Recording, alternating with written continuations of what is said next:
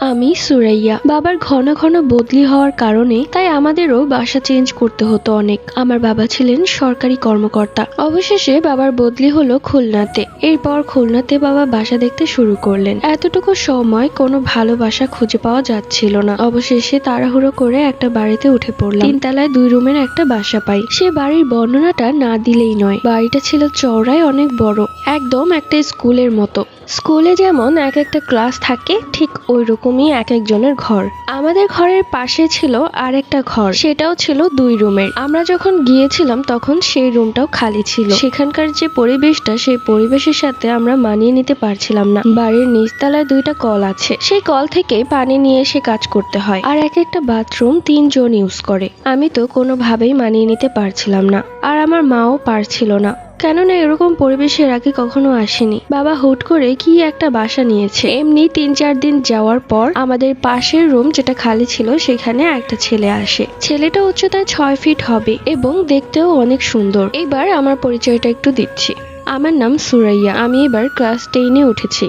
আমরা 2 বোন, আমি বড়, আমার ছোট বোন ক্লাস 3-তে পড়ে। বাবা মা, আমি, আমার ছোট বোন, এই ছোট্ট পরিবার। আমাদের পরিবারে অভাব থাকলেও সুখের কোনো কমতি নেই। তো যাই হোক, একদিন বিকেলবেলা আমি গোসল করে চুল ছেড়ে বারান্দায় দাঁড়িয়েছিলাম। ঠিক তখনই ওই ছেলেটা দরজা খুলে বেরিয়ে আসে এবং আমাকে দেখে। আমিও তাকে দেখে বেশ লজ্জায় পড়ে গেলাম। আমি দৌড়ে আমাদের ঘরে চলে যাই। ছেলেটাও হয়তো লজ্জা পেয়েছে। ছেলেটা তখন আর পেছনে না তাকিয়ে সোজা সিঁড়ি দিয়ে নিচে নেমে গেল। আমি মনে মনে ভাবতে লাগলাম, কি লজ্জার ব্যাপার, ছেলেটার সাথে আমার চোখাচোখি হয়েই গেল। যাই হোক, বাবার এই বদলি হওয়ার কারণে আমার পড়ালেখা অনেক ক্ষতি হয়। বাবার এই বদলি হওয়ার কারণে আমি ক্লাস 5-এ 2 বছর ছিলাম। কেননা পরীক্ষার কিছুদিন আগেই বাবার বদলি হয়ে গিয়েছিল। বাবা অবশ্য চাইতেন যে সে একা একাই থাকবে, যাতে আমার পড়ালেখা কোনো ক্ষতি না হয়, এবং মাসে মাসে সব খরচ পাঠিয়ে দিবে। কিন্তু আমার মা এতে রাজি না। তাদের ভালোবাসার বিয়ে ছিল, যার কারণেই তো মা বাবাকে অনেক সন্দেহ করে, তাই একা ছাড়েন না।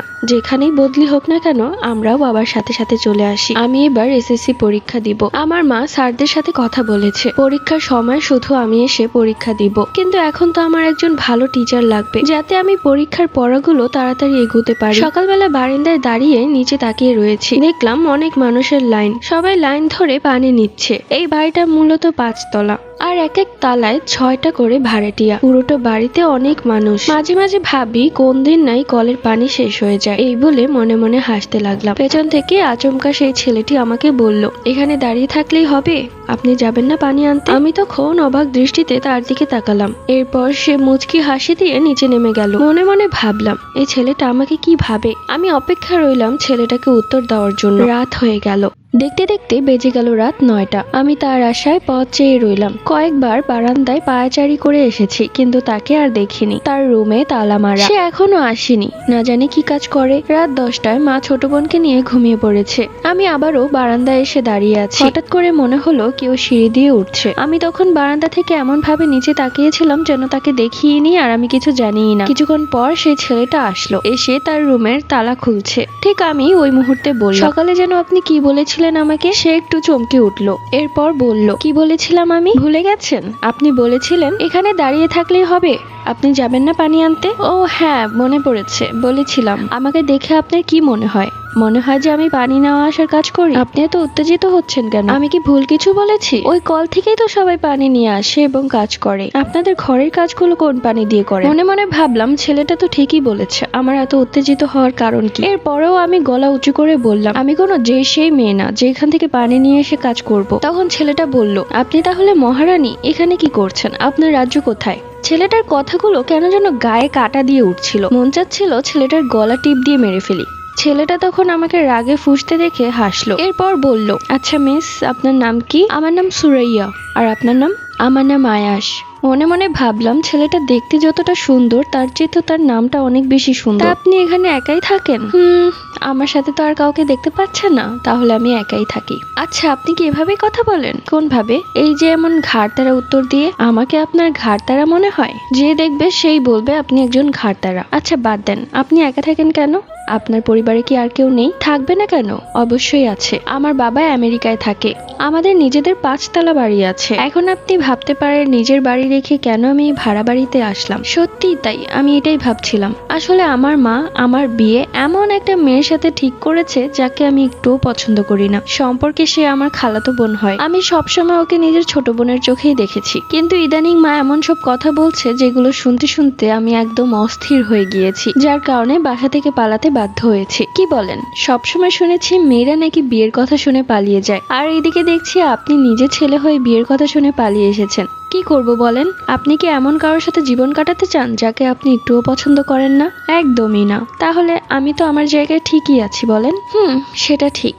তাই যতদিন পর্যন্ত আমি আমার মনের মতো কাউকে না পাচ্ছি, তাই আমি এভাবেই লুকিয়ে লুকিয়ে থাকবো। এরই মধ্যে মা চিৎকার করে আমার নাম ধরে ডাকছে। এরপর তাকে বিদায় জানিয়ে আমি সোজা ঘরের দিকে চলে যাই। সারা রাত ছেলেটার কথাই ভাবতে থাকি। ছেলেটা দেখতেও যেমন সুন্দর, তার কথাবার্তাও খুব সুন্দর। সকালবেলা মা পানি আনতে নিচে গিয়েছে। আমি তখন বারান্দায় দাঁড়িয়ে দেখছি মা কি করে। পেছন থেকে ছেলেটি দাঁত ব্রাশ করতে করতে আমাকে এই পরিবেশটা আপনার ভালো লাগে না তাই না? কিন্তু আমার ভালো লাগে। এর আগে কখনো এরকম পরিবেশ দেখিনি তো। আপনার অবশ্যই এই পরিবেশটা ভালো লাগে, কিন্তু আমার ভালো লাগে না। হঠাৎ হঠাৎ বাবার বদলি হওয়াতে আমাদের অবস্থা নাজেহাল। আপনার কথা শুনে আমি যা ভাবলাম, ইস, আপনার মতো যদি আমিও বাসা ছেড়ে চলে যেতে পারতাম কতই না ভালো হতো। নিজের ইচ্ছে মতো উঠতে পারতাম। তখন সে দাঁত ব্রাশ করতে করতে বলল, তাহলে চলুন আমার সাথে, আপনাকে ঘুরতে নিয়ে যাই। অবশ্য আমার সাথে গেলে কিন্তু আপনি উঠতে পারবেন। আমি তখন অবাক দৃষ্টিতে তার দিকে তাকিয়ে বললাম, না না না না না না, পাগল হয়েছেন? আমার মা বাবা জানলে আমাকে মেরে ফেলবে। আর এমনিতেও আমি এখানকার কিছুই চিনি না। সমস্যা কি? চলেন না আমার সাথে, আমি আপনাকে সবকিছু চিনিয়ে দিব। ছেলেটা এত পরিমাণ জোর করছিল যে আমি বারবার নিষেধ করার পরেও সে জোর করে যাচ্ছিল। ঠিক ওই মুহূর্তে মা চলে আসে। কিরে সুরাইয়া? নিচ থেকে উপরে বারবার তাকিয়ে দেখলাম। একা একা এভাবে বকবক করছিস কেন?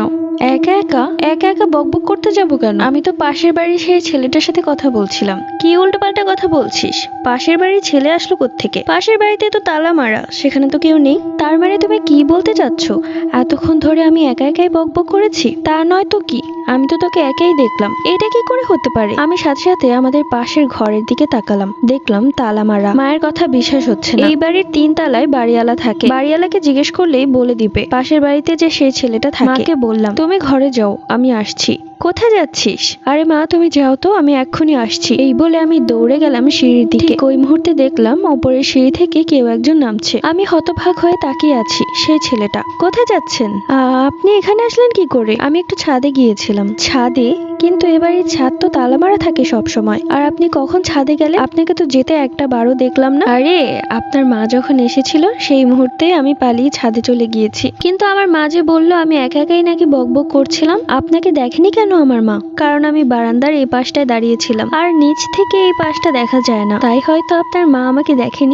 যাই হোক, আপনি ঘর তালা মারলেন কখন? দেখলাম না তো। ওই তো আপনি আপনার মায়ের সাথে যখন কথা বলছিলেন ঠিক তখনই আমি তালা মেরে উপরে চলে গিয়েছিলাম। ছেলেটার কথাগুলো কেমন যেন ঘটকা লাগছে। কি বলছে কিছুই বুঝতে পারছি না। ছেলেটার সাথে আর কোনো কথা না বলে আমি যাচ্ছি বাড়িওয়ালার কাছে। কেননা মা আমার মনের ভেতর সন্দেহ ঢুকিয়ে দিয়েছে। বাড়িওয়ালাকে জিজ্ঞেস না করা পর্যন্ত আমার শান্তি হবে না। আমাদের পাশের রুমটা সত্যি কি খালি, নাকি জেগে জেগে স্বপ্ন দেখছি আমি? বাড়িওয়ালির বাড়িতে যাব ঠিক ওই মুহূর্তে আবারও সেই ছেলেটি আমাকে আটকে দিয়ে বলল, কোথায় যাচ্ছেন? একটা কাজ আছে, সেখানে যাচ্ছি। কি কাজ জানতে পারি? তেমন কিছু না, ঘর ভাড়া দিতে যাচ্ছিলাম। ঘর ভাড়া দিতে যাচ্ছেন? অযথা মিথ্যে কথা কেন বলছেন? আপনার হাতে তো একটা টাকাও দেখছি না। সেই ছেলেটার সাথে কথায় না পেরে আমাকে বাসায় চলে আসতে হলো, কিন্তু আমি শান্তি পাচ্ছি না। মা, সত্যি করে বলো তো, তুমি কি আমাকে একাই দেখেছিলে কথা বলতে? হ্যাঁ, তোকে তো একাই দেখেছিলাম। কয়বার বলবো এক কথা? কেন যেন বিশ্বাস হচ্ছে না আমার। তুমি কি আমার সাথে যাবে?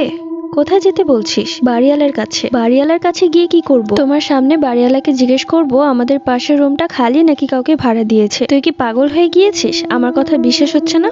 বিশ্বাস করো মা, সত্যি বলছি, আমার সবকিছুই খটকা লাগছে। কেননা কিছুক্ষণ আগেও সেই ছেলেটার সাথে আমার কথা হয়েছে। সুরাইয়া, তুই তো আগে এরকম ছিলি না। কি উল্টোপাল্টা কথা বলছিস? তোর কি মায়ের কথা বিশ্বাস হচ্ছে না? এরপর মা হাত ধরে সেই ছেলেটার ঘরের সামনে নিয়ে গেল। আমি দেখলাম অনেক বড় একটা তালা ঝুলছে, অথচ কিছুক্ষণ আগেও সেই ছেলেটাকে ঘরে প্রবেশ করতে দেখেছিলাম। তখন আমি মাকে এত বেশি জোর করলাম যে মা আমার সাথে বাড়িওয়ালার কাছে যেতে বাধ্য হলো। আমি তাকে সালাম দিয়ে বললাম, আঙ্কেল ভালো আছেন? হ্যাঁ ভালো আছি, তুমি ভালো আছো তো? এরপর এরপর মা বলতে শুরু করলো, আচ্ছা আমাদের পাশে যে ঘরটা আছে সেই ঘরটা কি আপনি কাউকে ভাড়া দিয়েছেন? এরপর বাড়িওয়ালা যা বললো তা শুনে রীতিমতো আমি অবাক। না না, ওই রুমটা এখনো ভাড়া হয়নি। আচ্ছা আপনাদের কোনো পরিচিত আছে নাকি যাকে সেই রুম দিতে চাচ্ছেন? মা তখন বলল, না না, এমনি জিজ্ঞেস করলাম। এরপর মা আমাকে নিয়ে ঘরে চলে আসে। আমি যেন নিজের কানকে বিশ্বাস করতে পারছিলাম না। তাহলে যে সেই ছেলেটা ওই রুমে প্রবেশ করলো সেগুলো কি? আমি কি জেগে জেগে স্বপ্ন দেখছিলাম নাকি? এরপর মা চলে গেল রান্না করতে। আমার বারান্দায় যেতেও যেন ভয় করছে, কিন্তু বারবার চোখ ঘুরে ফিরে বারান্দার দিকেই যাচ্ছে। হঠাৎ করে দেখলাম সেই ছেলেটা আয়াস বারান্দায় দাঁড়িয়ে আছে আর হাতের ইশারায় আমাকে ডাকছে। ছেলেটাকে পেয়েছি। এবার ছেলেটাকে জিজ্ঞেস করা যাবে ছেলেটা আমাকে কেন মিথ্যে কথা বললো। আমি তখন আস্তে আস্তে বারান্দার দিকে যাই। গিয়ে দেখলাম সেই ছেলেটা দাঁড়িয়ে আছে আর আমার দিকে তাকিয়ে হাসছে। কি ব্যাপার, আপনি এত হাসছেন কেন? কি করব? আপনি এত পাগল হয়ে গেছেন কেন আমার বিষয় জানার জন্য? সে হাসছে। আমার চোখ গেল তার চোখের দিকে। দেখলাম তার চোখে কেমন একটা নীল আগুনের মতো জ্বলে উঠলো। আমি ভয় পেয়ে কিছুটা দেয়ালে বাড়ি খেলাম। মুহূর্তের মাঝে তার চোখটা আবারও স্বাভাবিক হয়ে গেল এবং সে বলল, কি হয়েছে, ঠিক আছেন আপনি? আমার যেন পুরো গা কাঁপছে ভয়ে। সে আর যাই হোক, মানুষ না। মনে মনে ভাবতে লাগলাম এখন আমি কেন অজ্ঞান হয়ে পড়ছি না। কিছুক্ষণ বাদে মা ওই রুম থেকে এই রুমে এসে দেখে আমি নেই। বারান্দার দিকে তাকিয়ে দেখে আমি একাই দাঁড়িয়ে আছি আর ভয়ে কাঁপছি। মা তখন আমার কাছে এসে বলে, কিরে সুরাইয়া, তুই এখানে আবারও কেন এসেছিস আর ভয়ে এভাবে কাঁপছিস কেন?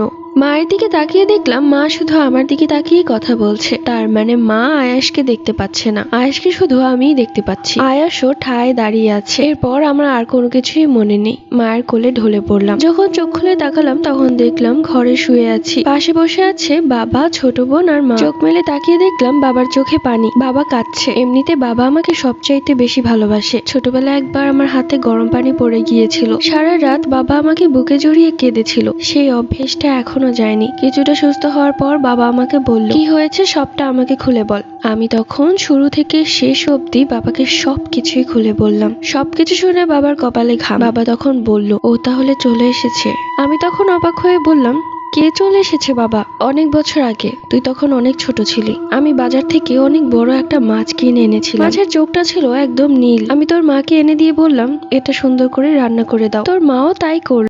কেন যেন স্বাভাবিক মাছের থেকেও সেই মাছটা কাটার সময় অনেক বেশি ছটফট করছিল। তারপরেও তোর মা অনেক কষ্ট করে সেই মাছটা কাটে। তোর বয়স তখন মাত্র 2 বছর। সেই মাছের তরকারি আমি আর তোর মা রাতের বেলা খাই। পরদিনই আমাদের অবস্থা খুব খারাপ হয়ে গিয়েছিল। এরপর থেকে আমাদের সাথে অনেক খারাপ কিছু ঘটতে থাকে। রাত 12টার পরে আমরা ঘুমাতে পারতাম না। মনে হতো ছাদের উপর কেউ ধূপধাপ করে হাঁটছে। এরপর আস্তে আস্তে সেই ধূপধাপ শব্দ ঘরের ভেতর অব্দি পৌঁছে গেল। আমি আর তোর মা কিছুই বুঝতে পারছিলাম না। আমরা অবশ্য এইসব জিন ভূতে বিশ্বাস করতাম না।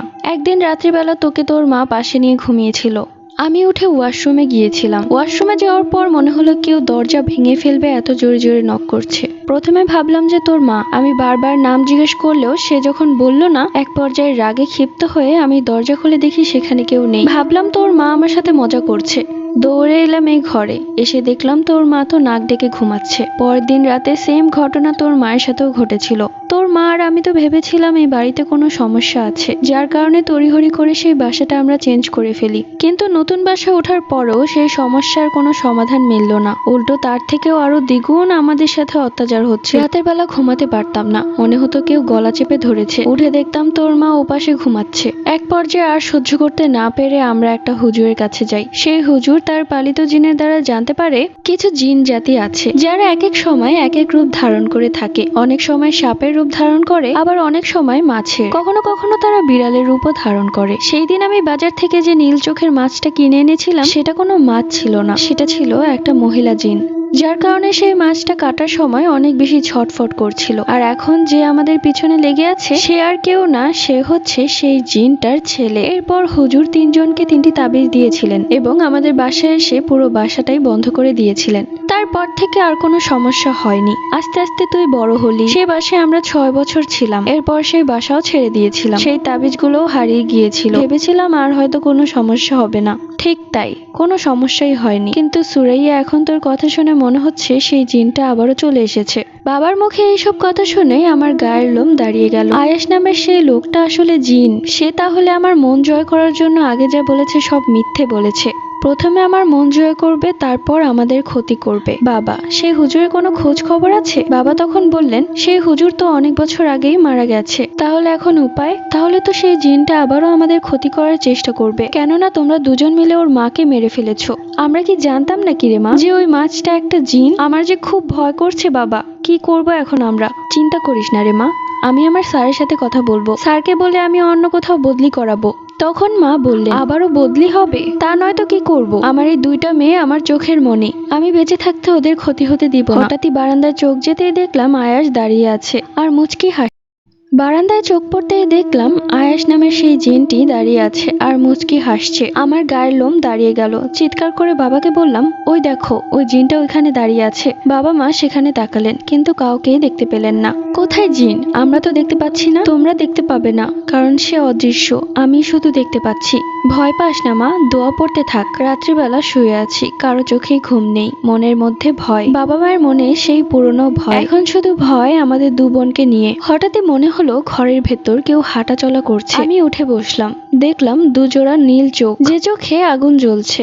আমি চিৎকার করতে যাব, ঠিক ওই মুহূর্তে মনে হলো আমার মুখ থেকে কোনো শব্দ বের হচ্ছে না। পাশেই আমার ছোট বোন ঘুমিয়ে আছে। এক এক করে আমি তার দিকেই পা বাড়াচ্ছি, কিন্তু আমি এটা করতে চাচ্ছি না। কেন যে এরকমটা হচ্ছে বুঝতে পারছি না। দেখলাম সে হেঁটে হেঁটে বারান্দার দিকেই যাচ্ছে, আমিও তার পিছু পিছু তার দিকেই যাচ্ছি। কিন্তু আমি এমনটা কেন করছি? সে তো আমার ক্ষতি করবে, আমার তার থেকে লুকিয়ে থাকার কথা। নিজের পায়ে কোনো শক্তি পাচ্ছি না, আর চিৎকার করতেও পারছি না। সে যেভাবে ইশারা করছে আমি তাই করছি। বারান্দায় যাওয়ার পর আমি অনুভব করলাম আমার শরীরটা একদম স্বাভাবিক হয়ে গেছে আগের মতো। আমি তখন দৌড়ে ঘরের দিকে যাব, ঠিক ওই মুহূর্তে সে আমার সামনে দাঁড়িয়ে যায়। আমি তখন ভয়ে কাঁপছিলাম। কাঁদতে কাঁদতে হাত জোর করে তাকে বললাম, দয়া করে আমাকে ছেড়ে দিন, আমি কিছু জানি না। দয়া করে আপনি আমার কোনো ক্ষতি করবেন না, আপনি আমার বাবা মায়েরও কোনো ক্ষতি করবেন না। এরপর সে রাগান্বিত চোখে আমার দিকে তাকিয়ে বলল, কে বলেছে আমি তোমার ক্ষতি করব? তোমাকে যদি ক্ষতি করার ইচ্ছে থাকতো তাহলে অনেক আগেই তোমার ক্ষতি করতে পারতাম। অবশ্য আমি প্রতিজ্ঞা করেছিলাম যে আমার মাকে মেরে ফেলেছে তার পুরো গোষ্ঠীকে মেরে ফেলবো।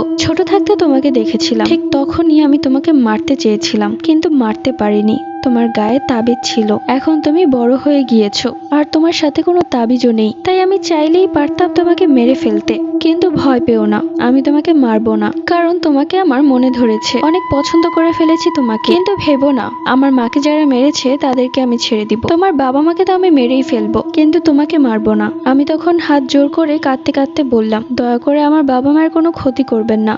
আমার বাবা মা না বুঝে এই কাজটা করেছে। তারা কি জানতো একটা মা জিন রূপে এসেছে? যদি জানতো কখনো এই কাজটা করতো না। আপনারা তো জিন জাতি, আপনারা সবকিছুই বুঝতে পারেন, কিন্তু একটা মানুষ মাছ রূপের জিনকে কিভাবে বুঝবে সে একজন জিন? এত কিছু বুঝি না। আমি আমার মায়ের হত্যাকারীদের শাস্তি দিব, এটাই আমার শেষ কথা। তোমার মা বাবাকে মেরে তোমাকে তুলে নিয়ে যাও। এরপর সে অদৃশ্য হয়ে গেল। আশেপাশে তাকিয়েও আর তাকে খুঁজে পেলাম না। এরপর বাবা মাকে সবকিছু খুলে বললাম। বাবা মা তো ভয় কাঁপছে, অনেক বড় ভুল করে ফেলেছি, এর কোনো নিস্তার নেই। আমাদের যত তাড়াতাড়ি সম্ভব একটা ভালো হুজুরের সন্ধান করতে হবে, হাতে সময় খুব কম। সুরাইয়ার বাবা, আপনি কিছু একটা করেন। বাবা তখন বলল, চিন্তা করো না, কাল সকালে একজন ভালো হুজুরের কাছে আমি যাব। পরদিন সকালবেলা নাস্তা খেয়ে বাবা চলে গেলেন। 2 ঘন্টা পর বাবার নাম্বার থেকে কল আসলো। কলটা ধরতে ওপাশ থেকে বলল, তাড়াতাড়ি আসুন, অ্যাক্সিডেন্ট হয়েছে। মা, আমি আর আমার ছোট বোন পাগলের মতো দৌড়ে গেলাম হাসপাতালে। গিয়ে দেখলাম বাবার হাতে, পায়ে এবং মাথায় ব্যান্ডেজ করা। বাবার এমন অবস্থা ছিল যে কথাও বলতে পারছিল না। ডাক্তার বললেন তার সাথে এখন কথা বলবেন না, সে খুব অসুস্থ। আমি তখন মাকে জড়িয়ে ধরে কাঁদতে লাগলাম। কিছুক্ষণ পর একজন নার্স এসে আমাকে বলল, ডাক্তার কিছু মেডিসিন লিখে দিয়েছে, আপনাকে একটু নিয়ে যেতে হবে। আমার সেই দিকে হুঁশ নেই, আমি কাঁদছিলাম। তখন নার্সটা বলল, আমার সাথে আসতে হবে আপনাকে। এরপর নার্সের সাথে আমি গেলাম ওষুধ আনার জন্য। হাঁটতে হাঁটতে নার্সকে দেখলাম 4 তলার দিকে যাচ্ছে। আমিও নার্সের পিছু পিছু গেলাম। এরপর নার্স একটা অন্ধকার রুমের ভেতর ঢুকলো, আমিও তার পিছু পিছু ঢুকলাম। এরপর যখন আমার হুঁশ ফিরলো আমি তাকে বললাম, এ কি, কোথায় নিয়ে এসেছেন আমাকে? এটা তো কোনো ফার্মেসি না। হাসতে হাসতে সে আয়াসের রূপ ধারণ করলো। আমি তখন ভয়ে এক চিৎকার দিলাম। সাথে সাথে সে বলল, এখানে চিৎকার করে কোনো লাভ হবে না। কেমন লাগছে তোমাদের মা মেয়ের? তোমার বাবার এই অবস্থা আমিই করেছি। এই বলে জোরে জোরে হাসতে লাগলো। আমি তখন ভয় না পেয়ে রাগান্বিত কণ্ঠে বললাম, আপনি কি নিজেকে বীর পুরুষ ভাবছেন? আপনি আসলে একজন কাপুরুষ, তাই কাপুরুষের মতো আমাদের ক্ষতি করছেন। শুনে রাখুন, আমার বাবার যদি কিছু হয় আমি আপনাকে ছাড়বো না। এই বলে আমি সেখান থেকে বেরিয়ে আসি। আমার চলে যাওয়ার পথে এক দৃষ্টিতে তাকিয়ে আছে আয়াস। দৌড়ে এলাম বাবার কাছে, দেখলাম বাবা কথা বলছে। এই অবস্থায় কিছুক্ষণ আগে আগে ঘটা ঘটনাগুলো বাবাকে বললে বাবা আরো বেশি ভয় পেয়ে যেতে পারে, তাই বিষয়টা গোপন রাখলাম। বাবার কাছে মা আছে, মা আমাকে বলল বাসায় যা, আলমারির ড্রয়ারের ভেতর একটা বই আছে, সেই বইয়ের নিচে টাকা আছে, গিয়ে নিয়ে আয়। এরপর আমি বাসায় চলে যাই। বাসায় গিয়ে ড্রয়ার খুলে আমি টাকাগুলো বের করছিলাম, ঠিক ওই মুহূর্তে আয়াস ঘরের ভেতর চলে এসেছে। আয়াস তখন বলল, কোনো কিছু করে লাভ হবে না, তোমার বাবাকে তো মেরেই ফেলবো, তোমার বাবাকে মারার পর তোমার মাকে মারবো, এরপর আমার প্রতিশোধের আগুন নিভবে। আমি ওর কথা কোনো পাত্তা দিলাম না, টাকাগুলো নিয়ে হাসপাতালের উদ্দেশ্যে যাচ্ছি। পেছন থেকে ও বারবার বলছে, অযথা কষ্ট করছো, বেশি না, আর মাত্র 12 ঘন্টা পরই আমি তোমার বাবাকে মেরে ফেলবো, অনেক কষ্ট দিয়ে মারবো, আমার মাকে কেটে খেয়ে ফেলেছিল তাই না, সব প্রতিশোধ আমি নিব। এই বলে জোরে জোরে হাসতে লাগলো।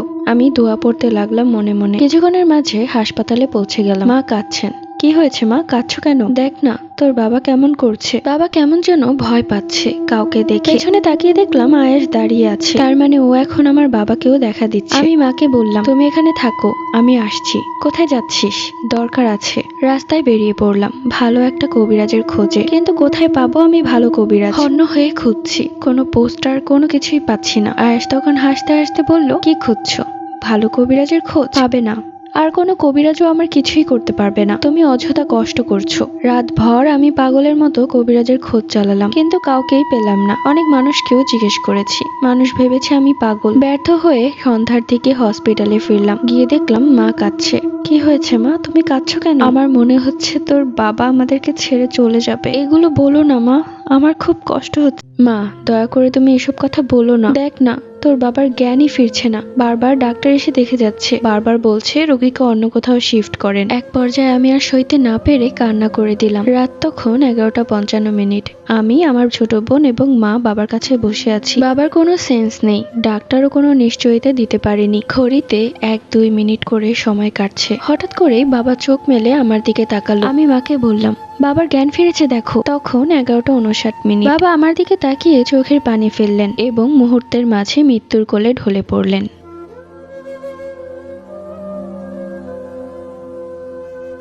পারলাম না, বাবাকে বাঁচাতে পারলাম না।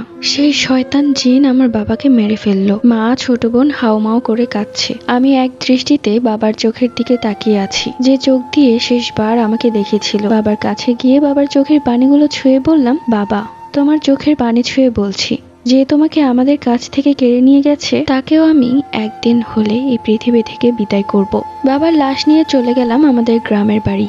জোহরের ওয়াক্তে বাবাকে মাটি দেওয়া হলো। সবাই বলতে লাগলেন, আহারে কি ভালো মানুষটা মারা গেল, ভালো মানুষ বেশি দিন বাঁচে না। কাউকে বলতে পারছিলাম না আমার বাবা এমনি এমনি যায়নি, আমার বাবাকে মেরে ফেলা হয়েছে। এরপর মা, আমি, আমার ছোট বোন দাদির বাড়িতে চলে আসি। আমার মায়ের মাথায় আকাশ ভেঙে পড়েছিল। আমার মা বাবার ভালোবাসার বিয়ে ছিল।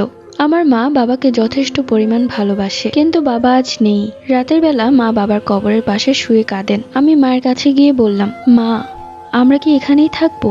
আজকে আমি দেখেছি চাচা দাদির সাথে খুব খারাপ ব্যবহার করছিল, দাদিকে বারবার বলছিল আমাদের যেন তাড়িয়ে দেয়। মা তারপরও কিছু বলে না। পরদিন সকালবেলা আমার চাচি নতুন কাহিনী শুরু করলো। দাদির সাথে অনেক খারাপ ব্যবহার শুরু করেছে। আপনার ছেলে মারা গেছে আজকে 1 সপ্তাহ হয়ে গেল, প্রত্যেক দিন এত এত রান্না আমি করতে পারবো না, কতগুলো বাজার করতে হয় জানেন আপনি? এভাবে খেলে তো রাজার সম্পদও শেষ হয়ে যাবে। আগে কিন্তু আমাদের এত খরচ হতো না, এখন অনেক খরচ হয়ে যাচ্ছে। দাদি বিষয়টা বুঝলেন, কিন্তু কিছুই বললেন না। কি বা বলবেন, ও নিজেই তাদের ঘাড়ে বোঝা, তার উপর আমাদের হয়ে কোনো কথা বললে তাকেও যদি আমাদের সাথে বের করে দেয়। তাই দাদি মুখ বুজে সব সহ্য করেন, আড়ালে আমাদের জন্য কাঁদেন। মা তখন বলল, কি বলতে চাও সোমা? আমরা এসেছি তাই খাবার অনেক টান পড়ে যাচ্ছে তোমাদের? চিন্তা করো না, আমরা বসে বসে খাবো না, আমি কাজ করব। তখন আমার চাচি ঠেলা মেরে বলে, কাজ করবেন তো করেন, তাই এখানে বসে কাজ করার কি আছে? আপনারা যেখানে থাকতেন সেখানে গিয়ে কাজ করে থাকেন। মা তখন উঁচু গলায় বললেন, কেন? এই বাড়িতে আমার স্বামীরও অংশ আছে, তোমার স্বামীর যেমন অংশ আছে ঠিক আমার স্বামীরও অংশ আছে। এই কথা শুনতেই চাচা দৌড়ে এলেন। কি বললেন আপনি? কিসের অংশ?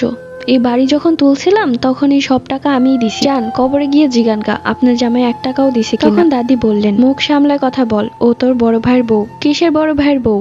ভাইটা মরল 1 সপ্তাহ হয়নি, তার উপরে জোর খাটানো শুরু করে দিয়েছো। তুমি কি ভেবেছো দেশে আইন কানুন কিছু নেই, তুমি জোর করে একজনের অংশ নিয়ে নিবে? এত সহজ? তখন চাচা তেড়ে এলেন। কি বললেন আপনি? মুখ সামলায় কথা বলেন। এই পুরো জায়গায় আমার, এক কানা করিও আপনি পাবেন না। আপনার ভাগ্য ভালো যে 2 মেয়েকে নিয়ে আমার ঘাড়ে বসে 7 দিন খেয়েছেন। এক্ষুনি 2 মেয়েকে নিয়ে বের হয়ে যান আমার বাসা থেকে, নয়তো ঘাড় ধাক্কা দিয়ে বের করে দিব। আমার মা তখন বলল, তুমি কে যে আমাকে ধাক্কা দিয়ে বের করে দিবে? এখানে আমার স্বামীরও অংশ আছে, আমি গ্রামের সবাইকে ডেকে আনবো, যারে ইচ্ছা তাকে ডেকে নিয়ে আসেন, কিন্তু এখানে আপনি কোনো অংশই পাবেন না। এই বাড়ি আমি টাকা দিয়ে তুলছি, তাই পুরোটা অংশই আমার। এক পর্যায়ে মা আর কোনো কথা না বাড়িয়ে আমাকে এবং আমার ছোট বোনকে নিয়ে বেরিয়ে যায়। বেরিয়ে যাওয়ার সময় দৌড়ে এলেন দাদি। কি গো বৌমা, তুমি কোথায় যাচ্ছ? মেয়ে দুইটাকে নিয়ে পথে ঘাটে ঘুরবে নাকি? তুমি আমার ঘরে বসো, দেখি ও কি করে তোমাকে এ বাড়ি থেকে বের করে। আমার শুধু একটা ছেলে না, 2টা ছেলে, তাই আমিও চাই এই বাড়ির অংশ তুমিও পাও। দাদির ঘরে গিয়ে বসলাম। ছোট্ট একটা টিনের ঘর। এই ঘরে দাদি কিভাবে থাকেন দেখে মনে হচ্ছে এখনই ভেঙে পড়ে যাবে, অথচ চাচা এবং চাচি কত বড় বাড়ি তুলেছে, আর দাদিকে দিয়েছে এই ভাঙা ঘরটা। আমার চাচা আগে এরকমটা ছিলেন না, তিনি যথেষ্ট একজন ভালো মানুষ ছিলেন। আমার মাকে অনেক সম্মান করতেন এবং দাদিকেও অনেক সম্মান করতেন, কিন্তু যখন থেকে চাচিকে বিয়ে করেছে তখন থেকেই তিনি বদলে গেছেন। রাতে দাদির বিছানায় কোনো রকমে 2 বোন শুয়েছি। মা এবং দাদি নিচে বিছানা করে শুয়েছে, কারো চোখেই ঘুম নেই। আমি জানালার দিকে তাকিয়ে রয়েছি, চোখ দিয়ে পানি পড়ছে। বাবার কথা খুব মনে পড়ছে, কত ভালো ছিলাম আমরা। কিন্তু হঠাৎ করে পাহাড় ভেঙে পড়েছে আমাদের মাথার উপর। হঠাৎই মনে হলো জানালার বাহিরে কেউ পায়াচারি করছে। আমি একটু উকি দিয়ে জানালার বাহিরে দেখার চেষ্টা করলাম। দেখলাম আয়াস এখান থেকে ওখানে যাচ্ছে। আমি তো সেই দিনই বাবার চোখের পানি ছুঁয়ে প্রতিজ্ঞা করেছিলাম এই আয়াসকে আমি নিজ হাতে মারবো, কিন্তু আদৌ কি তা সম্ভব? আমি একজন মানুষ আর সে হচ্ছে একজন জিন। আমার থেকে তার ক্ষমতা অনেক অনেক গুণ বেশি, কিন্তু এটাও ভাবলাম যে ওকে এভাবে ছেড়ে দিতে পারবো না, তাহলে যে আমার বাবার আত্মা কষ্ট পাবে। কয়েক মিনিট ভাবার পর বিছানা থেকে উঠে বসলাম। 1 পা 2 পা করে বাহিরের দিকেই যাচ্ছি। মা টের পেয়ে বলল, কিরে সুরাইয়া, কোথায় যাচ্ছিস? আমি তখন মাকে বললাম, ভালো লাগছে না, আমি একটু উঠোনে হাঁটাহাঁটি করব। মা আর কিছু বলল না। ওই জিনের ব্যাপারটা মায়ের মাথা থেকে চলে গেছে এত দুশ্চিন্তার মাঝে। বাইরে বের হয়ে দেখলাম আয়াস। তখন আমি ওর নাম ধরে ডাক দিলাম। মুহূর্তের মাঝে সে আমার সামনে হাজির হলো। দেখলেনই তো আপনার জন্য কি হয়ে গেল, আমাদের এত সুন্দর পরিবারটা কোথায় এসে দাঁড়িয়েছে। আয়াস তখন কিছুই বলে না, আমার চোখের দিকে তাকিয়ে আছে। আমার চোখে তখন পানি টলমল করছিল। রাগে ক্ষিপ্ত হয়ে আমি তার দিকেই তাকিয়েছিলাম। মুহূর্তের মাঝে তার চোখে নীল আগুন জ্বলে উঠলো। এরপর সে গায়েব হয়ে গেল। মুহূর্তেই তাকে মনে মনে ডেকেছিলাম, কিন্তু সে আর আসেনি। ঘরে চলে আসলাম। শুয়ে শুয়ে ভাবছি, ও বলেছিল বাবাকে মারার পর মাকে মেরে ফেলবে, কিন্তু মাকে আমি হারাতে চাই না। পরদিন সকালবেলা। সকাল থেকে চাচা চাচি চিৎকার চেঁচামেচি। চাচি বারবার হাড়ি ছুঁড়ে মারছে মেঝেতে। এই অশান্তির সংসার আমার আর ভাল লাগে না। 1 বস্তা চাল সব শেষ হয়ে গেছে। কতগুলো আপদ এই সংসারে ঢুকিয়েছো, এই জন্য চালগুলো এত তাড়াতাড়ি শেষ হয়ে গেছে। আমি এত কিছু বুঝি না। তুমি এখন বাজারে গিয়ে 1 বস্তা চাল কিনে নিয়ে আসো। এই চালগুলো আমার বাপের বাড়ি থেকে পাঠিয়েছিল। এত তাড়াতাড়ি চাল শেষ হয়ে গেল, এখন কি আমি আবারও তাদের থেকে চাল চাইবো? আরে একটু শান্ত হও না, এত চিৎকার চেঁচামেচি করছো কেন? এইবার তুমি তোমার বাপের বাড়ি থেকে নিয়ে আসো, আমি পরের বার নিয়ে আসবো। তুমি পেয়েছোটা কি?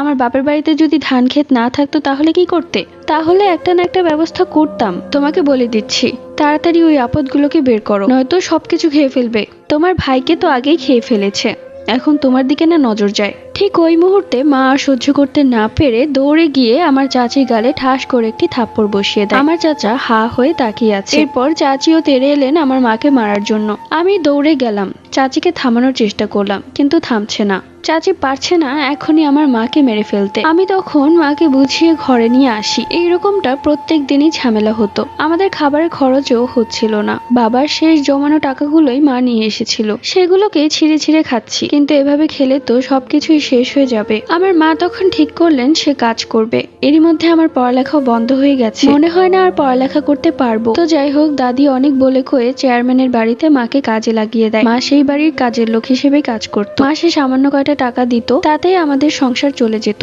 এরই মধ্যে দাদির ওষুধের খরচও ছিল।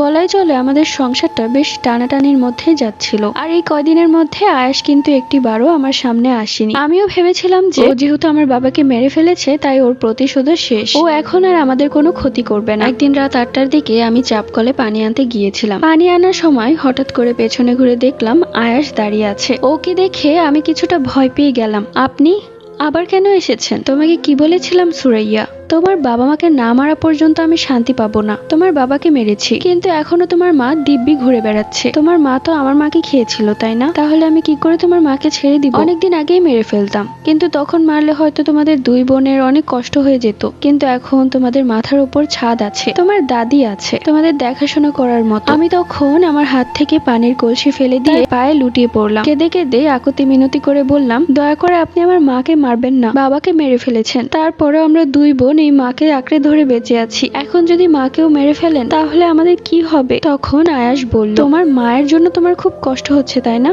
আর তোমার মা বাবা মিলে যখন আমার মাকে মেরে ফেলেছিল তখন আমার কেমন লেগেছে? আমি তখন কাঁদতে কাঁদতে বললাম, আপনার পায়ে পড়ছি, আমার মাকে মাফ করে দিন। আমার মা বাবা জানতো না যে মাছ রূপে আপনার মা আছে, তাহলে তারা কখনোই এই কাজ করতো না। তখন সেই জিনটা বলল, ঠিক আছে, তোমার মাকে মারবো না, তাহলে আমি তোমার ছোট বোনকেই মেরে ফেলি। আমি অবাক দৃষ্টিতে তার দিকে তাকিয়ে রইলাম। আমি তখন একটা দীর্ঘশ্বাস ফেলে বললাম, আপনি আমাকে মেরে ফেলুন। তখন আয়াস হাসতে হাসতে বলল, তোমাকে মারবো না, তোমাকে আমি পছন্দ করি। আমি তখন থুতু ফেলে বললাম, এটা কেমন পছন্দ? আপনি যদি সত্যি আমাকে পছন্দ করেন তাহলে আমাকে কেন এত কষ্ট দিচ্ছেন? তখন সে হাসতে হাসতে বলল, তুমি চিন্তা করো না, তোমার মাকে মেরে ফেলার পর কেউ তোমার ক্ষতি করতে পারবে না।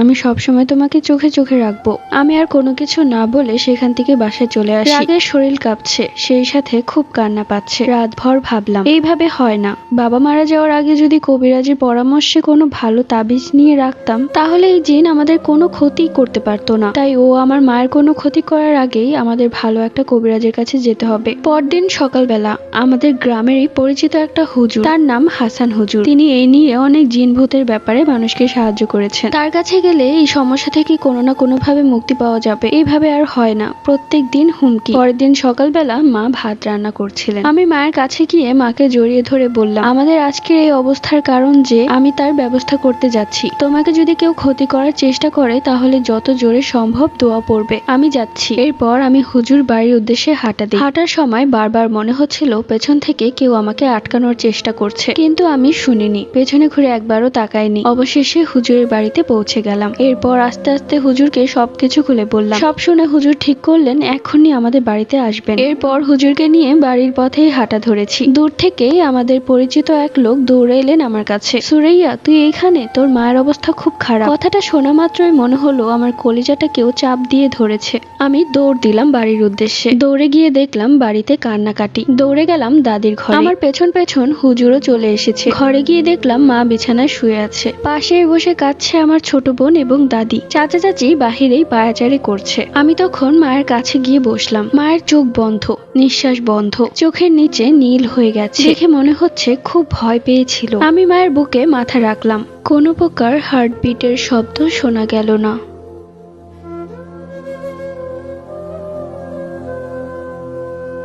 পরিশেষে ও আমার মাকেও মেরে ফেললো।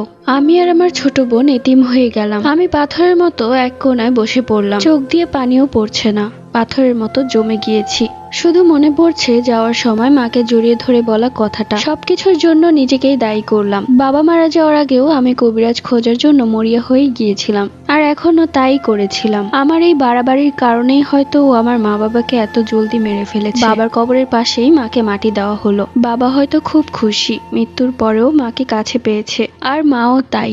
এখন আমাদের এই দু বোনের কি হবে? ওইদিকে দাদি একদিন সুস্থ থাকে তো 2 দিন অসুস্থ থাকে, তিনিও হয়তো আর বাঁচবে না। আর দাদি মারা গেলে হয়তো আমার চাচা চাচি এই বাড়ি থেকে আমাদেরকে বের করে দিবে। এমনি দিন যাচ্ছে, মাস যাচ্ছে। মা মারা যাওয়ার পর মায়ের কাজটা আমিই পেয়েছিলাম। আমি যাদের বাড়িতে কাজ করতাম তারা অনেক প্রভাবশালী ছিলেন। আমার ছোট বোনটা দাদির কাছেই থাকতো। মাস শেষে যে কয়টা টাকা পেতাম সে টাকা দিয়েই আমাদের 3 জনের সংসার হয়ে যেত। মা মারা যাওয়ার পর সবাই অনেক বেশি সহানুভূতি দেখাচ্ছিল, কিন্তু আস্তে আস্তে সবার রূপই পরিবর্তন হতে লাগলো। যে বাড়িতে কাজ করতাম সে বাড়ির লোকেরা অনেক খারাপ নজরে আমার দিকে তাকাতে শুরু করলো। একদিন ঘর মোছার সময় ওই বাড়ির বড় ছেলে আমার হাত শক্ত করে ধরে ফেলে। আমি চিৎকার চেঁচামেচি করলেও কেউ শুনে না। এরপর অনেক কষ্টে হাত ছাড়িয়ে আমি দৌড়ে বাড়ি চলে আসি। দাদিকে বললাম ওই বাড়িতে আর আর কাজ করব না, কেননা ওই বাড়ির বড় ছেলে আমার দিকে কেমন ভাবে যেন তাকায়, আর আজ তো হাতই ধরে ফেলেছে। তখন দাদি আমাকে বোঝালেন, তুই যদি এখন কাজ ছেড়ে দিস তাহলে আমরা কি করে খাবো। সংসারের অভাবের কারণে পরের দিনও আমি সেই বাড়িতেই যাই, কিন্তু যাওয়ার পর সেই দিন আর ওই ছেলেটাকে সামনে দেখলাম না। আন্টি জোরে জোরে চিৎকার করে বলছিল, কে বলেছিল তোকে গরম পানি নিয়ে যেতে,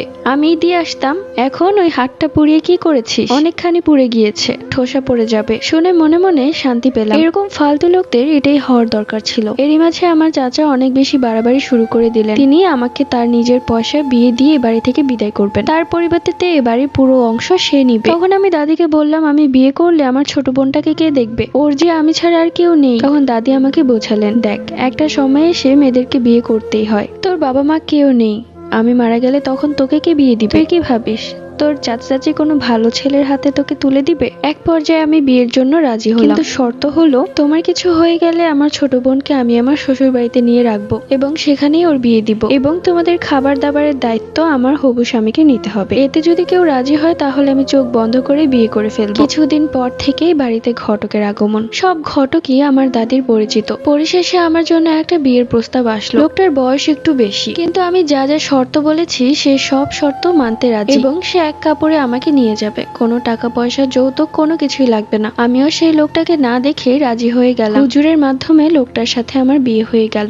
সেই লোকটা ছিলেন অনেক ধনী। বিয়ের পর বাসর ঘরে বসে আছি, কিছুক্ষণ পর সে আসলো। এই বাসরাত নিয়েও আমার মনে কোনো অনুভূতি ছিল না, কেননা আমি অনেক আগেই জিন্দা লাশ হয়ে গিয়েছি। লোকটা ঘরে এসে আমার পাশে বসলো। আমি তখন জানালা দিয়ে বাহিরের দিকেই তাকিয়ে আছি। সামান্য একটা কাশি দেওয়াতে আমি চমকে উঠলাম। সে তখন বলল, ভয় পেয়েছো?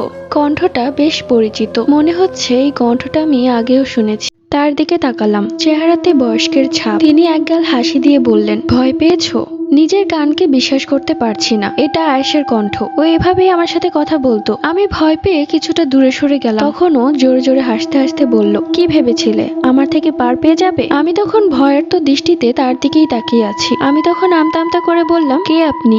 তখন মুহূর্তের মাঝে সে তার রূপ ধারণ করলো। এটা আর কেউ না, এটা আয়াস। আমি তখন বিছানা থেকে নেমে দৌড়ে ঘর থেকে বেরোতে যাব, কিন্তু আয়াস সামনে এসে দাঁড়িয়ে গেল। ওকে তোয়াক্কা না করে আমি বারবার বের হওয়ার চেষ্টা করছিলাম, কিন্তু ও বারবার আমাকে আটকে ফেলছিল। আমি তখন জোরে জোরে চিৎকার করতে শুরু করলাম। মুহূর্তের মাঝে আয়াস উধাও হয়ে গেল এবং দৌড়ে এলেন আমার স্বামী। আমি বুঝতে পারছিলাম না উনি কে, আয়াস নাকি যার সাথে আমার বিয়ে হয়েছে সে। আমি তখন তাকে দেখে ভয়ে চিৎকার শুরু করে দিলাম, এটা ভেবে যে ও আয়াস। তখন আমার স্বামী আমার হাত ধরে বলল, কি হয়েছে সুরাইয়া, তুমি এমন কেন করছো? এইবার তার ভয়েসটা একদম অন্যরকম লাগলো। এইবার আমি স্বস্তির নিঃশ্বাস ফেললাম, ইনি মানুষ, আয়াস না। মুহূর্তের মাঝে সে এক ভয়ঙ্কর হাসি দিয়ে বলল, তুমি ভুল ভাবছো সুরাইয়া, আমি আয়াস। এই বলে জোরে জোরে হাসতে লাগলো। আমি চিৎকার শুরু করলাম, এইগুলো কি হচ্ছে আমার সাথে? কে আসল কে নকল কিছুই বুঝতে পারছি না। চিৎকার করতে করতে এক পর্যায়ে আমি অজ্ঞান হয়ে গেলাম। যখন চোখ খুলে তাকালাম তখন দেখলাম আমার পাশে আমার হবু স্বামী এবং শ্বশুর বাড়ির আরো মানুষজন বসে আছে, আমার মাথায় পানি ঢালছে। আমাকে চোখ খুলে তাকাতে দেখে আমার স্বামী বলল, কি হয়েছে সুরাইয়া, তুমি ঠিক আছো তো? ওভাবে চিৎকার করছিলে কেন? যখন দৌড়ে এলাম তখন দেখলাম তুমি মাটিতে পড়ে আছো। কি হয়েছে খুলে বলো তো, কিছু দেখেছো? ভয় পেয়েছো নাকি? তখন আমার ননদ ব্যঙ্গ করে বলল, ভাবি মনে হয় ভূত দেখেছে। আমার স্বামী তখন এক ধমক দিয়ে বলল, একদম চুপ, নিজের ঘরে যাও। এরপর সবাই চলে গেল। একটা রুমের মধ্যে আমি আমার স্বামীর দিকে ভয়ার্ত দৃষ্টিতে তাকিয়ে আছি, বোঝার চেষ্টা করছি ও কি আয়াস নাকি আমার স্বামী। আমার স্বামী এভাবে তাকাতে দেখে সে কিছুটা ভয় পাচ্ছে এবং অস্বস্তি বোধ করছে। বারবার জিজ্ঞেস করছে, তোমার কি শরীর খারাপ? এক পর্যায়ে আমি হাউমাউ করে কান্না শুরু করলাম। সে আমাকে বলল, কি হয়েছে সুরাইয়া, তুমি কেন কান্না করছো? আমার কোনো কথায় তুমি কষ্ট পেয়েছো? এরপর শুরু থেকে শেষ অবধি আমি সবকিছু তাকে খুলে বললাম, এবং সবগুলো কথা বলার সময় আমার চোখের পানিগুলো টপ টপ করে মাটিতে পড়ছিল। আমার কথাগুলো সে মনোযোগ সহকারে শুনলো এবং দেখলাম তার চোখেও পানি টলমল করছে। মুহূর্তের মাঝে তার চোখের মণিগুলো নীল আগুনের মতো জ্বলতে শুরু করলো। আমি আসলে বুঝতে পারছিলাম না আমার সাথে কি হচ্ছে। আমি তখন সেখান থেকে উঠে দৌড়াতে যাব, ঠিক ওই মুহূর্তে আয়াস আমার হাত ধরে বলল, আমাকে মাফ করে দাও সুরাইয়া, আমি তোমাকে অনেক কষ্ট দিয়ে ফেলেছি, আমি সত্যি অনুতপ্ত। তোমার জীবনটা আমি বরবাদ করে দিয়েছি, দয়া করে আমাকে মাফ করে দাও। আমি তখন কোনো কথাই বলতে পারছিলাম না, ভয়ে আমার ঠোঁট কাঁপছিল আর চোখের পানি পড়ছিল। ওইদিকে আয়াস বারবার মাফ চেয়ে যাচ্ছে, কথাগুলো কানে বাজছে। এরপর আমি আবারও চোখ বন্ধ করে অজ্ঞান হয়ে যাই। চোখ খুলে তাকিয়ে দেখলাম সকাল হয়ে গেছে। ঘুম থেকে উঠে দেখলাম সকাল হয়ে গেছে এবং আমার পাশেই শুয়ে আছে আমার স্বামী। হঠাৎ করে আমি ভয় পেয়ে গেলাম, কেননা সে ঘুমিয়েছিল, চোখ বন্ধ ছিল, কিন্তু কেমন যেন একটা ভয়ঙ্কর হাসি দিয়ে আছে। আমি একটা চিৎকার দিলাম, সাথে সাথে দেখলাম ঘরে কেউ নেই। ওই রুম থেকে দৌড়ে এলো আমার ননদ। কি হয়েছে ভাবি, তুমি এভাবে চিৎকার করছো কেন? আমি তখন আমতা আমতা করে বললাম, তোমার ভাই কোথায়? তখন সে বলল, ভাইয়ার কথা বলতে তোমার লজ্জা হচ্ছে না? আমি তখন অবাক হয়ে বললাম, কেন, আমি কি করেছি? তখন সে বলল, কাল রাতে যখন ভাইয়া এই ঘরে প্রবেশ করেছিল তখন তুমি তাকে তাড়িয়ে দরজা বন্ধ করে দিয়েছিলে। কি আজব ব্যাপার, সে কখন ঘরে আসলো আর কখন আমি তাকে তাড়িয়ে দিলাম? তখন আমি বললাম, তোমার ভাইয়া কোথায়? ভাইয়ার মন খুব খারাপ ছিল, যার কারণে ভোরে উঠে ভাইয়া কোথায় যেন চলে গেছে। কোথায় গেছে কিছু বলে যায়নি? না, কিছু বলে যায়নি। তুমি এক কাজ করো, তুমি এই নাম্বারে ফোন করে ভাইয়ার সাথে কথা বলো, তুমি একটু বোঝালেই ভাইয়া চলে আসবে। এরপর আমি আমার ননদিনীর ফোন থেকে আমি আমার স্বামীকে ফোন করি। কয়েকবার রিং বাজার পর সে রিসিভ করলো। আমি তখন সালাম দিয়ে বললাম, কোথায় আছেন আপনি? তখন সে আমার সাথে খুব খারাপ ভাবে বলল, এখন আমি জাহান্নামে আছি। আর কাল রাতে তো তুমি আমাকে জাহান্নামে যেতে বলেছিলে, তাই না? আমার তখন কোনো কিছুই মনে পড়ছিল না, আদৌ কি আমি এগুলো বলেছিলাম? আমি তখন বললাম, আমাকে মাফ করে দিন, আমার অনেক বড় ভুল হয়ে গেছে, আমি এমনটা আর কখনোই করব না। এক পর্যায়ে সে বলল, ঠিক আছে, আমি বাসায় আসছি। এই বলে যেই না ফোনটা কেটে দিবে অমনি পেছন থেকে একটা গাড়ি এসে আমার স্বামী অ্যাক্সিডেন্ট করে। আমি তখন লাইনেই ছিলাম। মানুষজন হই হুল্লোড় করতে করতে দৌড়ে আসছে, আমার বুক কাঁপছে। কি হলো? আমাকে এভাবে কাঁপতে দেখে আমার ননদিনী বলল, কি হয়েছে ভাবি, ভাইয়ার কিছু হয়নি তো? আমি তখন কাঁপতে কাঁপতে বললাম, তোমার ভাইয়ার অ্যাক্সিডেন্ট হয়েছে। এই কথা শুনে আমার ননদিনী অবাক হয়ে আমার দিকে তাকিয়ে দৌড়ে গেলেন তার ঘরে। এরপর সবাইকে বলা শুরু করলেন, ভাইয়ার অ্যাক্সিডেন্ট হয়ে গেছে। এরপর সবাই বলা বলি শুরু করলো যে, কোন অলক্ষী মেয়েটাকে ঘরে নিয়ে এসেছো? বিয়ের রাতে স্বামীকে বের করে দিচ্ছে, বিয়ের পরদিন স্বামীর অ্যাক্সিডেন্ট হয়ে যাচ্ছে। মেয়েটা কি আসলে কোনো লক্ষ্মী? আমার তো মনে হচ্ছে একটা অলক্ষী মেয়ে। এই মেয়েকে যত তাড়াতাড়ি সম্ভব এই বাড়ি থেকে বের করে দাও, নয়তো আস্তে আস্তে সবার প্রাণ নিবে। কথাগুলো আড়াল থেকে শুনছিলাম আমি, চোখের পানি টপ টপ করে মাটিতে পড়ছিল। কি হচ্ছে আমার সাথে? আমার জীবনটা কত সুন্দর ছিল, বাবা মায়ের কত হাসি খুশি মেয়ে ছিলাম আমি, আর এখন আমার জীবনটা কোথায় এসে দাঁড়িয়েছে? বাবা মাকেও হারিয়েছি। মনে মনে ঠিক করলাম এ বাড়িতে আমাকে আর রাখবে না। তো যাই হোক, আমার ননদিনী বারবার ভাইয়ের নাম্বারে ফোন করাতে কেউ একজন ফোন করে বলল, আমরা অমুক হাসপাতালে তাকে নিয়ে যাচ্ছি। এই কথা শুনে আমরা সবাই হাসপাতালে যাব, কিন্তু আমাকে তারা যেতে দিল না। এরপর আমি বাড়িতে একাই ছিলাম, কাঁদছিলাম আর দোয়া করছিলাম আল্লাহ যেন তাকে সুস্থ রাখে।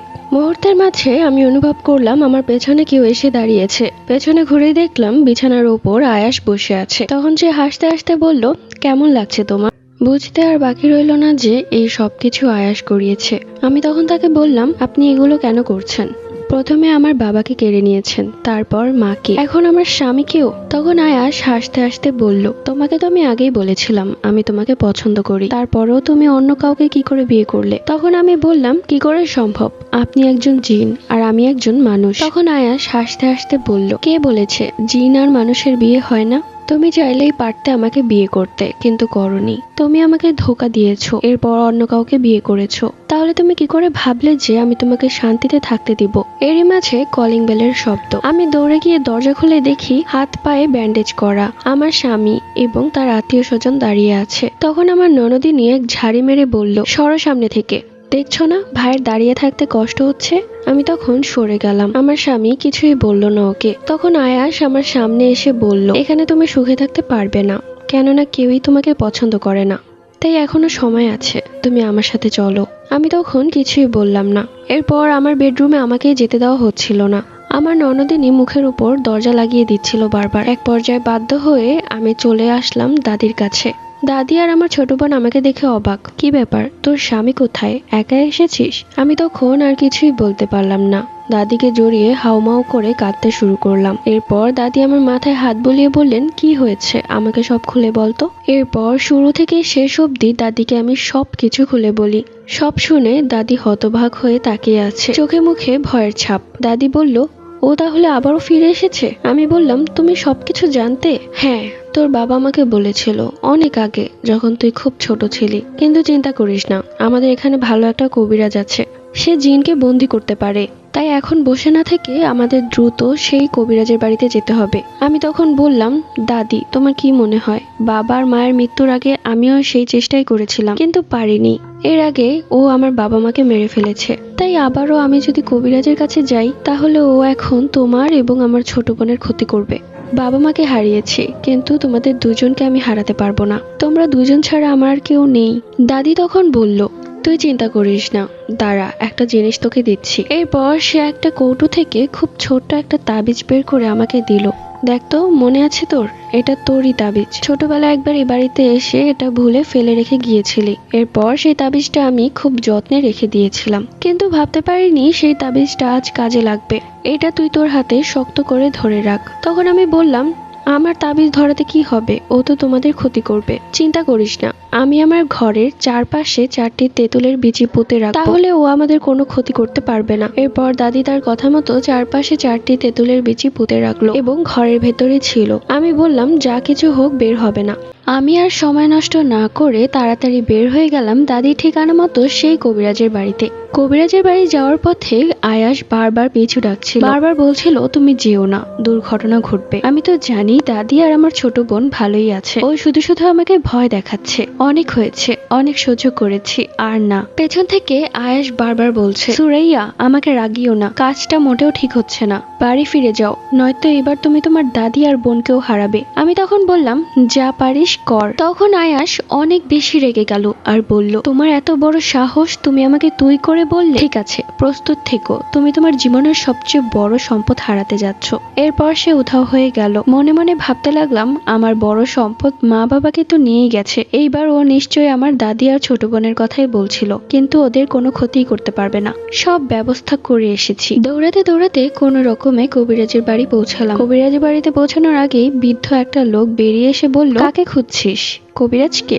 আমি সেই কবিরাজ, বল কি হয়েছে? মনে মনে ভাবলাম, ভালোই হয়েছে, তাকে পেয়ে গেলাম। আমি তখন বললাম, তাড়াতাড়ি চলেন আমার সাথে, এখানে বলা যাবে না। তখন সে বলল, ঠিক আছে, তুই সামনে যা, আমি পেছন পেছন আসছি। আমি সামনে সামনে হাঁটতে লাগলাম আর কবিরাজ পেছন পেছন আসছে, কমপক্ষে আমার থেকে 10 হাত দূরে। তো যাই হোক, মনের মধ্যে কেমন যেন খটকা লাগলো। আমি তো কবিরাজের বাড়িতে ঢুকতেও পারলাম না, আর সে কি করে জানলো আমি তার কাছে এসেছি? এটা আয়াস না তো? সে আমার থেকেও 10 হাত দূরে দূরে হাঁটছে। আয়াসও কিছুক্ষণ আগে আমার থেকে অনেক দূরে দাঁড়িয়ে কথা বলেছিল, তাহলে এটা আয়াস না তো? পেছনে তাকিয়ে দেখলাম কবিরাজ দাঁড়িয়ে আছে, আমার দিকে তাকিয়ে মুচকি হাসছে। মুহূর্তের মাঝে তার চোখে নীল আগুন জ্বলে উঠলো। বুঝতে আর বাকি রইল না এটা আয়াস। তার মানে এতক্ষণ যাবৎ কবিরাজের রূপ নিয়ে ও আমার সাথে ছিল। আমি তখন ক্ষেতের মাঝে 3 রাস্তার মোড়ে দাঁড়িয়ে আছি।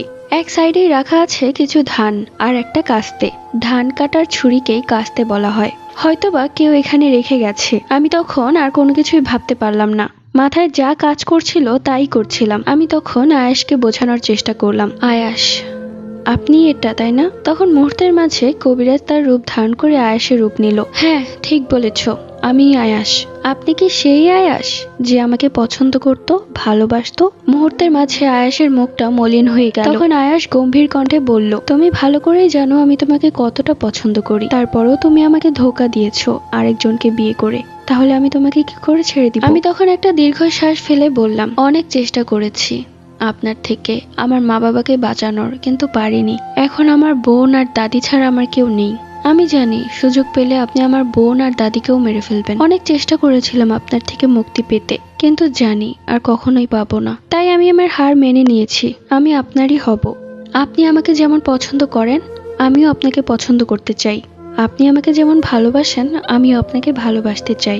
আমার মুখে এই সমস্ত কথা শুনে আয়াসের চোখে পানি টলমল করছে। সত্যি বলছো তুমি?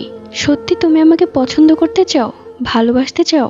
হ্যাঁ, অনেক ভেবে দেখেছি আপনার থেকে কোনোদিনও আমি মুক্তি পাবো না, তাই এভাবে বাজার থেকে আমি ঠিক করেছি আমি আপনার সাথেই বাঁচবো, আপনার সাথেই নিঃশ্বাস নিতে চাই। তাই আপনি আমাকে আর ফিরিয়ে দিবেন না, আপন করে নিন। এই কথা শুনে খুশিতে আয়াসের চোখ জল করছে। কি সত্যি বলছো? তুমি সত্যি আমার হবে? হ্যাঁ, আপনার হব।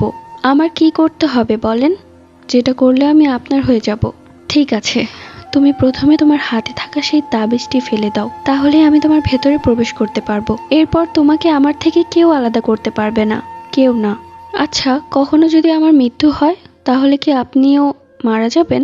হ্যাঁ, কারণ আজকের পর থেকে আমি তোমার ভেতরেই বাস করব। বললাম তো, আমার থেকে তোমাকে কেউ আলাদা করতে পারবে না, কেউ না। তুমি সারা জীবন আমার হয়ে থাকবে সুরাইয়া। শুনেছি আপনারা তো অনেক বছর বাঁচেন, কিন্তু আমি তো মানুষ, আমি এত বছর বাঁচতে পারবো না। তাই আমি যদি মারা যাই তাহলে আপনি তো মুক্ত হয়ে যাবেন, তাই না? না, আমি মুক্ত হব না, তোমার সাথে আমিও মারা যাব। ঠিক আছে, আমাকে কথা দিন, আমার ভেতরে প্রবেশ করার পর আপনি আমার দাদি আর ছোট বোনের কোনো ক্ষতি করবেন না। কথা দিচ্ছি সুরাইয়া, কোনো দিনও ক্ষতি করব না, বরং তোমাদের কেউ ক্ষতি করতে পারবে না। তুমি এখন তোমার হাতের তাবিজটি ফেলে দাও, তাহলে আমি তোমার ভেতরে প্রবেশ করতে পারবো। তাড়াতাড়ি করো সুরাইয়া, আমার যে আর তর্স হয়েছে না। এরপর তাবিজটি আমার সামনেই হাত থেকে ফেলে দেই এবং মুহূর্তের মাঝে আয়াস আমার ভেতর প্রবেশ করে। আয়াস যখন আমার ভেতরে প্রবেশ করে তখন আমার পুরো দুনিয়াটাই অন্ধকার হয়ে গিয়েছিল। শরীরে কত জোরে একটা ধাক্কা অনুভব করলাম, কিন্তু আমি ঠায় দাঁড়িয়ে আছি। আয়াস তখন আমার ভেতরে প্রবেশ করার পর বলল, আহ শান্তি। সুরাইয়া, আমি তোমাকে অনেক ভালোবাসি, কখনো ছেড়ে যাব না, কখনো কেউ তোমার থেকে আমাকে আলাদা করতে পারবে না। আমি ঠিক সেই মুহূর্তে তাবিজটি আবারও হাতে শক্ত করে বেঁধে ফেলি। আয়াস চিৎকার করতে করতে বলে, এটা তুমি কি করলে সুরাইয়া? তাবিজটি ফেলে দাও, আমার নিঃশ্বাস নিতে খুব কষ্ট হচ্ছে। আমারও ঠিক ওই মুহূর্তে শরীরটা দুমড়ে মুচড়ে একাকার হয়ে যাচ্ছিল, তারপরেও আমি তাবিজটা শক্ত করে বেঁধে রেখেছি। আয়াস জিন তখন চিৎকার করে বলতে লাগলো, সুরাইয়া তুমি আমাকে আবারও ধোঁকা দিলে, এবার আমি আর তোমাকে কোনোদিনও মাফ করব না। একবার বেরোতে পারলেই সবার আগে তোমার জীবন নিব। আমি তখন বুক ভরা কষ্ট নিয়ে হাসতে হাসতে বললাম, তুই আমার কি জীবন নিবি? বাবার চোখের পানি ছুঁয়ে প্রতিজ্ঞা করেছিলাম, তোর জীবন না নেওয়া অব্দি আমি শান্তি পাবো না। তুই আমার বাবাকে মেরেছিস, মাকেও মেরেছিস, তাহলে কি করে ভাবলি আমি তোকে ছেড়ে দিব? এই বলে সেই ধান কাটার ছুরি মানে কাস্তে নিজের পেটে ঢুকিয়ে দিলাম। সাথে সাথে আয়াস চিৎকার করতে লাগলো। আমারও খুব কষ্ট হচ্ছিল, তারপরেও অনেক শান্তি পাচ্ছিলাম। অবশেষে আমি আমার বাবা মায়ের মৃত্যুর প্রতিশোধ নিতে পেরেছি। জানি আমিও মারা যাব, কিন্তু আয়াসকেও মারবো। আমার দাদি আর আমার ছোট বোনকে আল্লাহ দেখবে। আমার ভেতরেই আয়েশের মৃত্যু হয়। কিছুক্ষণ বাদে আমার রুহটাও বেরিয়ে যায়। পুরো গল্পটা লিখে পাঠিয়েছে মৌ ইসলাম।